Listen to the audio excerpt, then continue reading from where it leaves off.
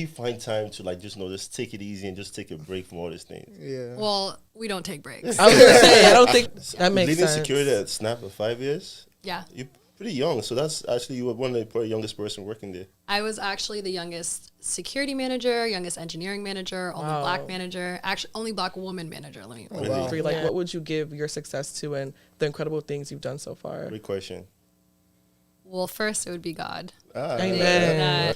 Getting that first wire check from like making it on your own was such a beautiful Fulfilling thing. experience. One day we'll get our own too. I'll put it out there. So who wants to pay us? Come pay us, please.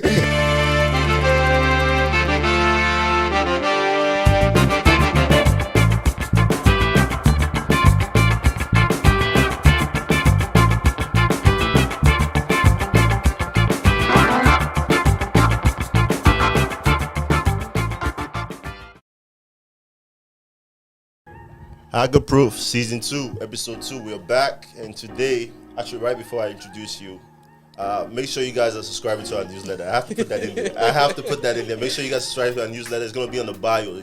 We're just releasing it.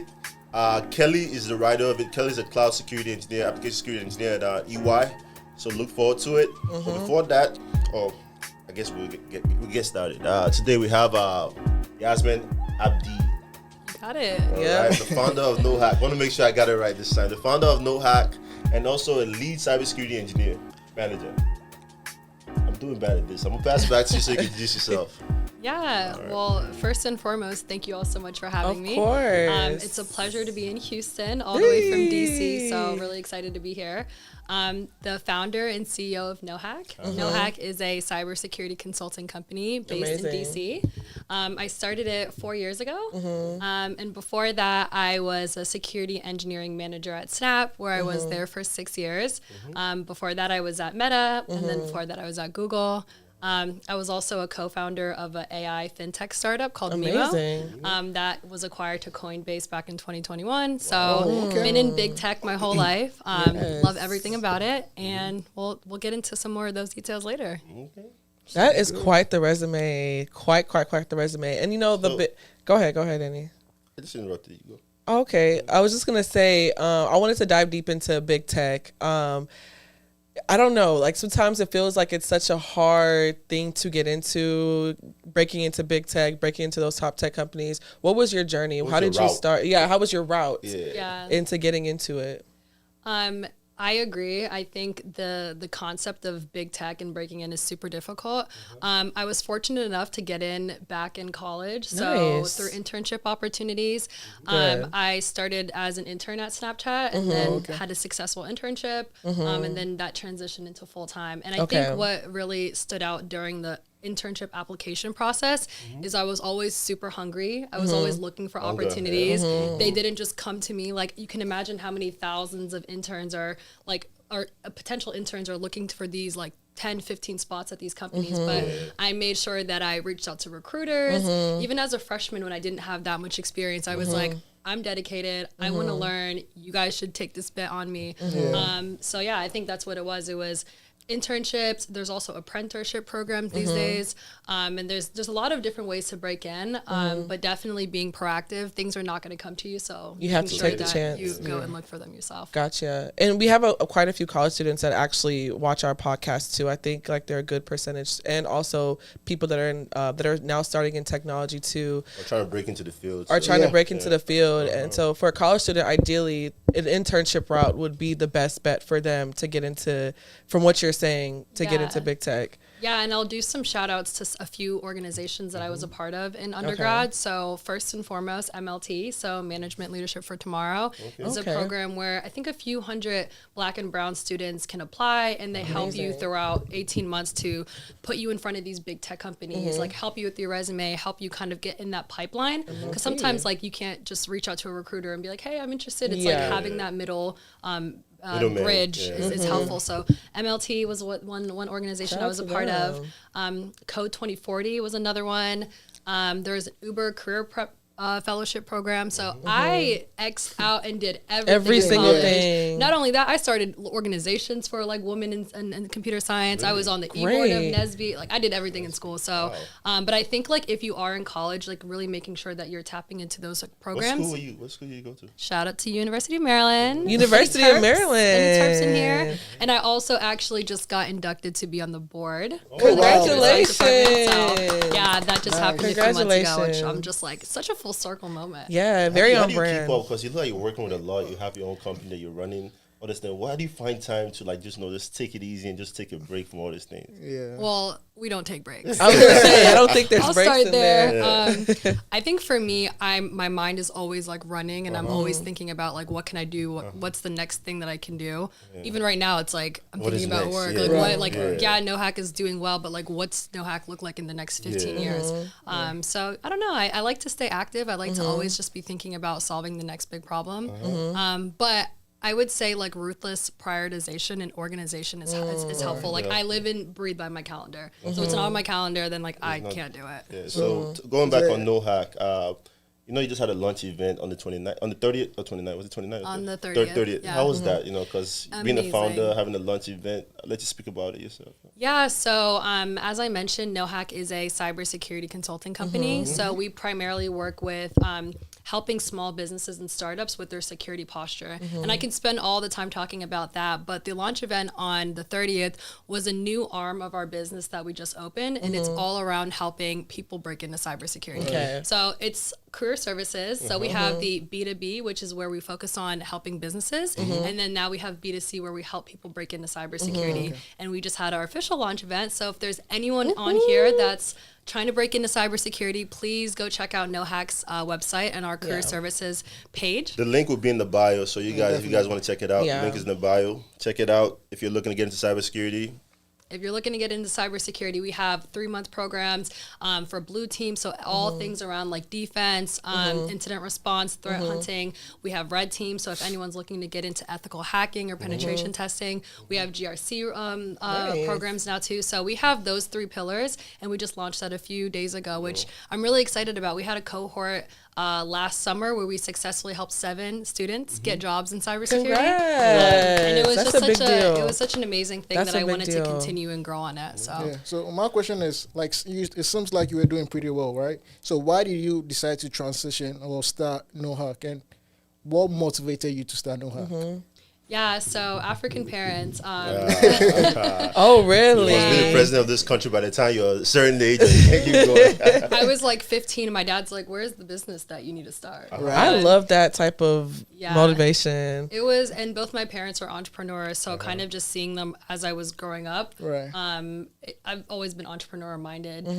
Fun fact: I studied computer science at Maryland with a focus in cybersecurity, but I double majored with business, a focus on entrepreneurship and innovation. Okay. So I've always had like, I know I'm gonna start something eventually. And yeah, I mean, my career at Snap was amazing. Like that trajectory, climbing up the corporate ladder, is something that people can make a lot of money from. But I just wanted to do more, and I wanted to lead by example, and just having my own business was the first step of. You talked about being go ahead. Yeah. So my follow-up question would be like, I know you probably started NoHack and you were still working, right? Yeah. So how did you balance the two, and when did you know that, okay, now I'm gonna go in fully into NoHack? Yeah, so I actually started NoHack as a passion project back when COVID started. Okay. So like May 2020 was like the time I started it, and it was really around just helping like small business owners with their digital presence online. So you can imagine like your mom and pop shops, like you can imagine like small startups, or like even just people in the community who didn't know what cybersecurity was. Like think about the elderly, like they're always getting hacked. Like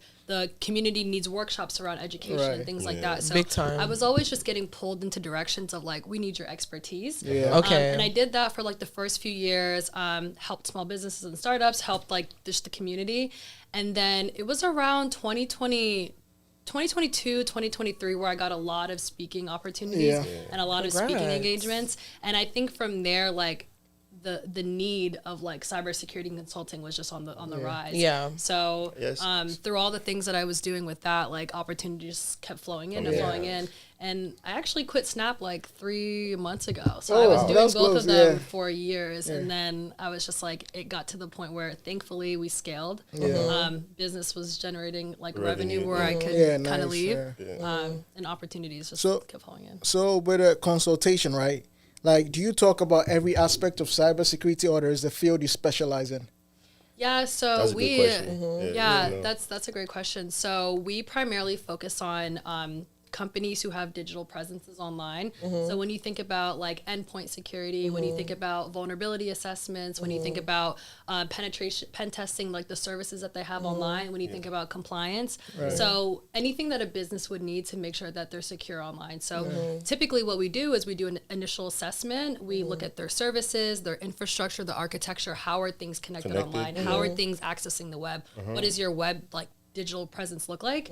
We do a report, find a bunch of vulnerabilities typically, rank them, and then come in and actually improve those like vulnerabilities for them. I'm guessing it's based on frameworks, like if it's a SOC 1, SOC 2 audit of the environment, or like you're doing like a FedRAMP if it's a federal organization. Yeah, Then exactly. based on that audit, then you're giving recommendations to the company too. Yep. Okay. Did you, speaking of those certifications and regulatory bodies, did you have to be certified in anything before companies trusted you to share their data with you? Or was it just based on their belief and trust in what you've delivered on so far? Yeah, so I think impact and testimonials and just like word of mouth referrals was really helpful in the beginning. And definitely the companies that I've worked with, like I was like leading security at Snap for 5 years. So I think that brand recognition Really helped a lot. That makes Leading sense. security at Snap for 5 years? Yeah. You're pretty young, so that's actually, you were one of the probably youngest person working there. I was actually the youngest security manager, youngest engineering manager, only black manager, actually only black woman manager. Let me. Yeah. Congrats on that Congrats, again. man. That's yeah. big. That's a big deal. And I also saw that you. There was a post on your Instagram that you did a presentation for NoHack at, was it Facebook? Yeah. So I got invited to Facebook's headquarters twice last year. They have an open source technology called Llama 3, and we're building one of our security solutions on top of their open source AI. So they invited like 40 companies to their headquarters to kind of speak about the work that we're doing on top of their open source technology. Wow, that's great. And yeah, speaking of your Instagram, I saw some of the incredible work that you're doing for back home for Somalia. Yeah. And I really, really wanted to touch on that because that's incredibly inspiring, and that you're trying to give back as well to your people back home. And so can you tell us more about how it was, what you were doing, and the impact you've had thus far? Because I saw that you were trying to, you and I don't know who, some leadership position, trying to bring jobs back home or something like that. Yeah, so fortunately last year I won the Global Innovator of the Year from the Global Somalia Awards. Amazing. So that was a really big opportunity for me to kind of just like speak back home and like the work that I was going to be doing back home. And then a few months after, I got invited to host the keynote with the president of Somalia in Doha. Congratulations. Thank you. And I think for me, it's like at the end of the day, like, why am I working so hard? Like, what is the bigger picture here? It's to give back to my people, to help my community, to help my my country. And I know a lot of Somali people look up to me, and for me, it's like, okay, like the first thing I can do is like help bring opportunities and skills and like workshops and courses and things like that. So I partnered with the chairman of IBS Bank. That's a bank in Somalia. It's the biggest bank in Somalia. And our goal is, God willing, by 2030 to bring 100,000 tech opportunities back home. How's the tech opportunity right now in Somalia? Is there a lot of developers? Because I know like countries like Nigeria, we're not heavily focused in cybersecurity. Cybersecurity practice is not a big thing. So how is that landscape in Somalia? Is it like a big practice there? Is it just starting up? How's the tech scene? So Nairobi, which is right across the street, they have the biggest tech like innovation hub in East Africa. I think I'm not sure if it's all of Africa, but I know that they're like the big tech center. So we're working a lot with Nairobi to kind of bring these opportunities back home. But I'm not starting with cybersecurity. I'm starting with tech in general, because it's like more a bigger field. You could get more opportunities there. But I think slow and steady. First, it's like there's the need. And like when I think about the opportunity, I think about what is this going to look like for the country in the next 15, 20 years. And it's going to bring so much more development to back home. So they need to make you the minister of information. of information security. They need to create a department just Minister for of technology. Honestly, you're already in contact with the president. At this point, he needs to just give you a job. At this point, let's contact me. Yeah. We should get a president to watch this, actually. Yeah, that's incredible and very, very inspiring. I mean, back home in Ghana, I think it's the similar problem. I think the job market in general in Africa, West Africa, is not the greatest. And so anyway, we can bridge that gap. But what we've learned thus far is so helpful. So when I saw that, I just wanted to give you your kudos. Real. That's true. And I would say too, do you feel like what would you give your success to so far? Is it from Snap? Is it from your networking? Is it from like your proactivity, like, or combination of all three? Like, what would you give your success to and the incredible things you've done so far? Great question. Well, first it would be God. Amen. There you go. First and foremost, I think I'm super blessed. I think I'm one of God's favorites. I honestly feel that true in my heart all the time when things just happen, and I try to like give back so much because I know God has blessed me in so many ways. So first God, and then second my parents. They both came to America when they were like 23, 24, 25, like didn't have like more than probably $100 to their name. And then I think just seeing them like just work ethic and all of those things was super inspiring. So I think God, and then my parents. And then when I think about what I've done for myself over the past few years, I think it's like really just ruthless networking and like relationships. So like there's like a quote, and I'm probably going to butcher it, but like you can go as far and fast by yourself, or like further and faster with a group of people. I messed that up so bad. Well, I got the point. The point is like you can do so much if you're just doing it by yourself, but if you have like some people around you that are helping you, and I always try to like surround myself with like-minded like founders, mentors, sponsors, and all those things, and they've just helped me get so much further. So I think be super proactive around finding a community of people, because they also say like, show me the 5 people that are closest to you and I can show you who you are. So I'm trying to have the 5 people closest to me just like me. So I think that's just prioritizing like that. Those 3 things would probably be. And like, what if someone's like networking up, for instance, someone that doesn't have a company attached to their name, or a huge tech like a tech company or anything attached to their name, they're getting started. What is your advice for people networking up that want to build a solid network for themselves? Join communities. There's a lot of like communities that you can network horizontally. Baddies in Tech is one that shout out to Baddies in Tech. I would recommend for anyone listening to this. They have a huge community of Black and brown women that are exactly what you asked, like networking horizontally. So yeah, I think that would be my answer. Joining the right groups. The right groups. Yeah. My question is, comparing like working with Snapchat and the other organization and being like your own entity, boss, your entity. What's the main difference, and how do you find it?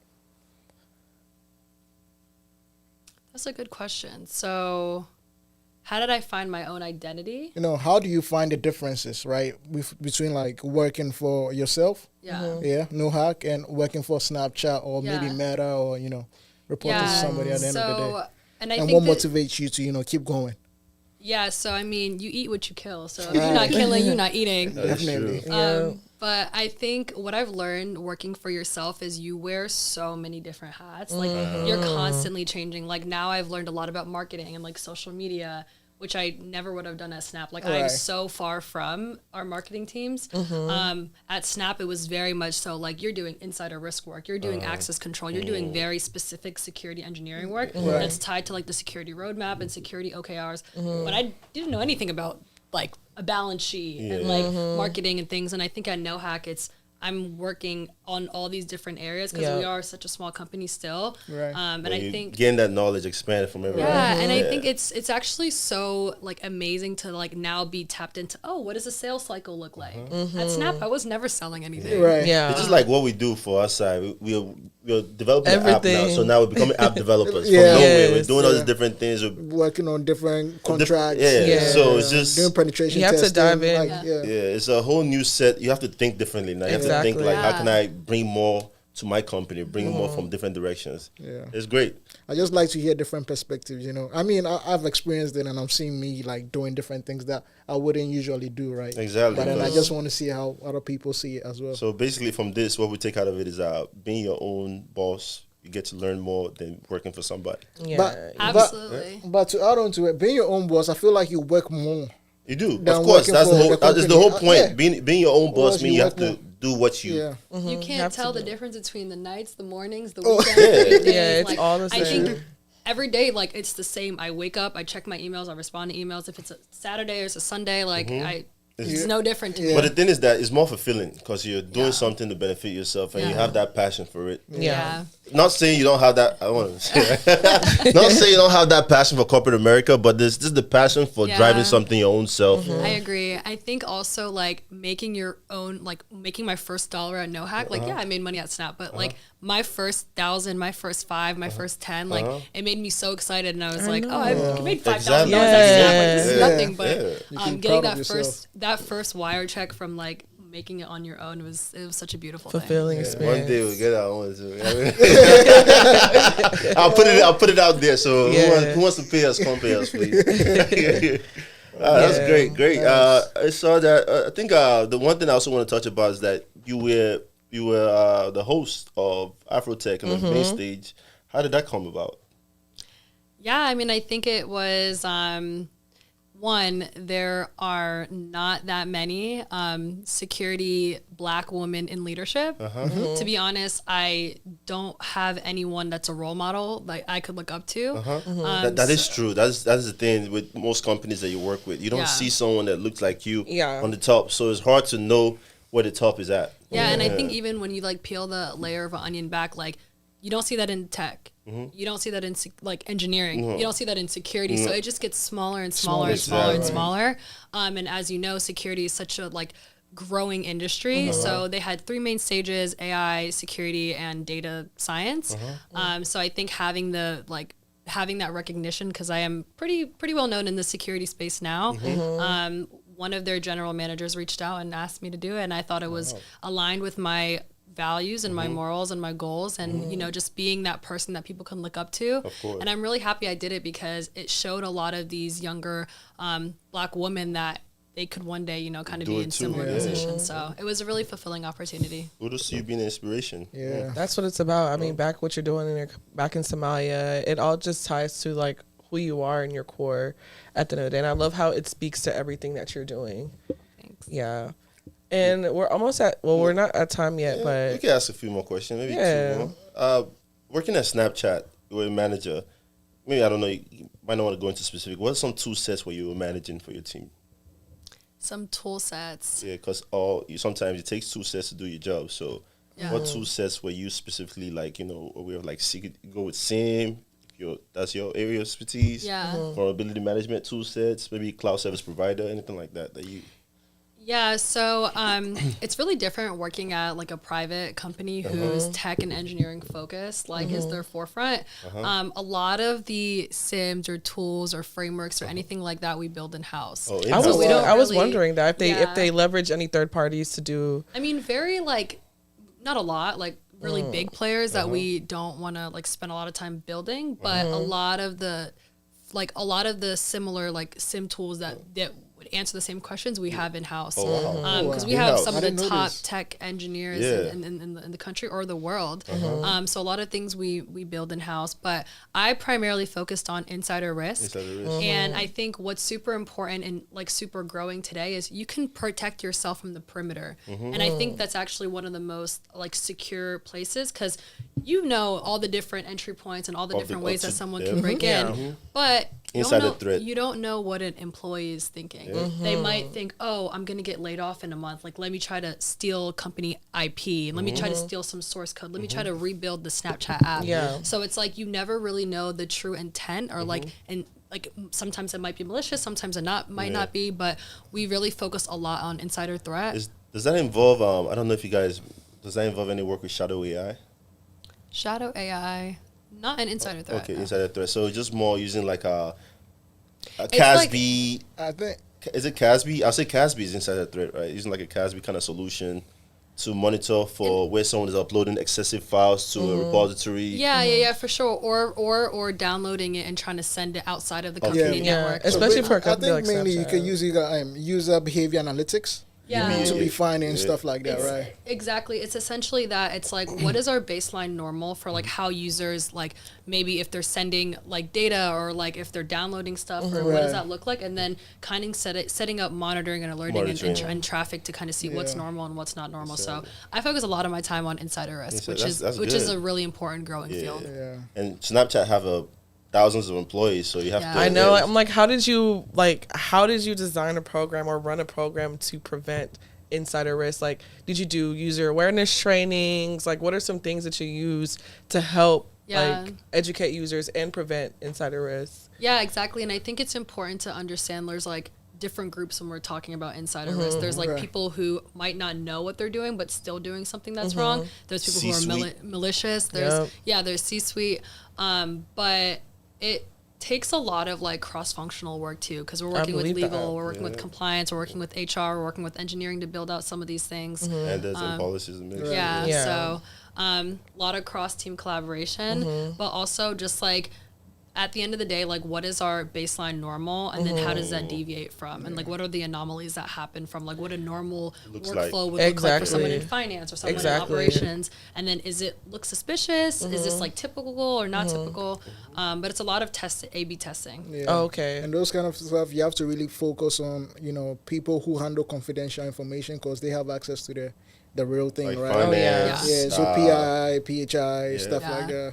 Especially for a company like that's Snapchat. I mean, a lot of the big tech companies have a lot of IP they need to protect, and you can definitely blackmail them if you want to too. So like, that's why your job is so important. And that's honestly like one of the reasons that we're starting a lot of insider risk work at Snap. Or sorry, NoHack. I did a lot of it at Snap and kind of just learning all the learnings that I took from them and building security solutions that are around that and selling that to like smaller, medium-sized organizations, so they don't have to redo all of the grunt work that I did. And they can just plug in our insider risk program. The thing that amazes me is how these organizations have their own same tools and build it from scratch. I just want to see how like it works and how it looks like, because I've always had to use like different tools, like plugins, like Splunk, like CrowdStrike, stuff like that. Like you said, everything is inside the house, so they have guys who are developing the same technology. I just want to see the interface, how it looks. I'm just interested. I'm just curious, the interface right? it's not as obviously pretty as robust, like a Splunk or something, but what's beneficial is one, like all the data, the movement is within your own like infrastructure. Where is it being stored? Where is it being sent? All of that stuff, and then it's easily integrated to all the other services that you have internally. So one of the problems that we had was like trying to integrate these different platforms. Like we have such a fragmented system at Snap where we have so many different things that answer so many different questions, and plugging in something like a Splunk was like very difficult. So. I believe and we don't also want to carry that third party risk, right? In case maybe CrowdStrike gets hacked, then or they'll have your information, right? It's getting closer to the end, and we'd like to leave it to our guests to ask us a question, because we also start up about maybe something that people want to know about us. Just anything you could ask us. You coming on our show, you're seeing that maybe we could answer. We try to answer it. Okay, I have two questions. Two. Shoot. One, and I might put you on the spot. Jesus Christ! Oh goodness. Ready? I'm not answering it. Daniel's answering it. How do you see Hackerproof HQ partnering with Snap? Snap what? Do you see it potentially ever partnering with like a large organization or partnering with any of these big companies? Yes, it could happen with our events, because we threw our first event last year, November, and thanks to God, we were able to get close to 400 people in there. And so just having this kind of partnership where we can spread awareness of your company, put your company in the spotlight. If you guys are hiring, bring it in. We have in Houston, we have a group chat that has over like 200 tech employees or tech workers who have the skill set from engineering, software developers, and all this. So if you want to come in and come hire from our group, we have the experienced folks. We are all, what's the word I'm looking for? We are all competent in what we do. So you coming in and seeing what we do and just being part of our community and know what we do is, I don't know how to answer that fully, but go ahead. What are you gonna say? I was going to say, no, that's spot on. And then maybe like a smaller organization, or how do you see Hackerproof working with with NoHack. Goodness, co-founder, please take some of this pressure off. So in terms of NoHack, right? Yeah, I mean NoHack. Sorry, you guys do like assessments and stuff like that. And we have skilled personnel people who do. I could do penetration testing myself. Kembi has a lot of experience in the cloud, so we do have personnel that I think, if there's an opportunity for us to work together, or there is maybe a contract that we can help you guys with, we'll be glad to And when a field that is constantly changing, as we are speaking, that we're thinking of another idea. So as the ideas come into our head, and we've seen how all these groups that we have this connection with, why not involve them? Then we'll bring that opportunity to you and tell you exactly how we could benefit. The same way we're working with a good group, Cyber Milk. They came to our episode last year, December, and they gave us an idea of we're creating a card game. Why don't we both create it? Help us train people in cybersecurity, and why not? It's just having ideas, sharing ideas, seeing who you can work with. There's nothing wrong for multiple communities to reach out to a different community and say, hey, we have an idea. Why not bring us together and just collaborate and have a bigger message to spread? So just being that, there's always ways to collaborate. New ideas come about. So as we are speaking later, maybe even lunch, something might happen that we just think of an idea that, hey. I have so many ideas already. Even on our last events, right, we did have people from Microsoft, like Africa and Microsoft come in. We partnered with them. We were on the panel. We had a discussion about cybersecurity and AI. Collaboration happens anyway. So just from having conversation with our previous guests in the previous episode and having a conversation with you, anything could just happen now. We're going out to lunch. We just talk about what we are doing all together. For sure. We find new ways to integrate. Yeah. No, I agree, and I think especially on the career services aspect. I was going to say anyone's that, listening, that would be the main. we have this whole cybersecurity career services program, and I know you guys are launching an app soon that's doing exactly what we're doing. So we might just join forces and do it together. Let's do it. Let's get it. Money time. Anyway, we're all Africans. We're all a little bit still hungry. So anyway we can make money, we'll make money. But anything that we collect, I think that's all. And make sure you guys are subscribing to our podcast on Apple Music, Spotify, Amazon, YouTube. And make sure you also subscribe to our newsletters on our website. We'll have everything below on our link. And thank you guys. And Yasmin, you did great. Appreciate you coming on. Thank you so much. Thank you so much. Peace.